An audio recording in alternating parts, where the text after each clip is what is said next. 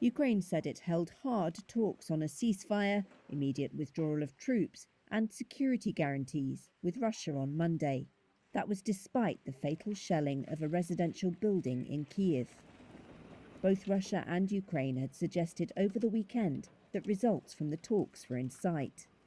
But Ukrainian negotiator Mykhailo Podolyak said he still believed Russia had, quote, a delusion that 19 days of violence against peaceful cities is the right strategy. Talks would continue on Tuesday. A residential building was severely damaged in this blast that rocked Kyiv. A local resident said at least 2 people were killed. That was after officials said at least 1 person died in a missile strike on another part of the Ukrainian capital, with a second killed by falling debris. Russia denies targeting civilians in what it calls a special operation to demilitarize and denazify Ukraine. Ukraine and its Western allies call that a baseless pretext for a war of choice.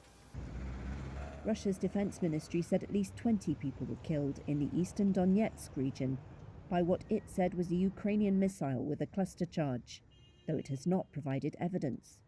Pro-Russian separatists who control the region said earlier a child was among those hit, calling it a war crime. A Ukrainian official denied the reports, which Reuters was unable to corroborate. The UN Human Rights Office said its monitors in Ukraine had confirmed the deaths of at least 636 civilians, including 46 children. The actual toll is likely much higher, it said. In the besieged southern port city of Mariupol alone, more than 2,500 residents have been killed so far, according to a Ukrainian presidential advisor. Reuters couldn't verify that figure. This drone footage of Mariupol was filmed by Azov, a former right-wing paramilitary which is now part of Ukraine's National Guard. The configuration of the buildings matches satellite photography. The Kremlin said everything was going to plan after one of Putin's closest allies, National Guard Chief Viktor Zolotov, said the operation was going more slowly than hoped.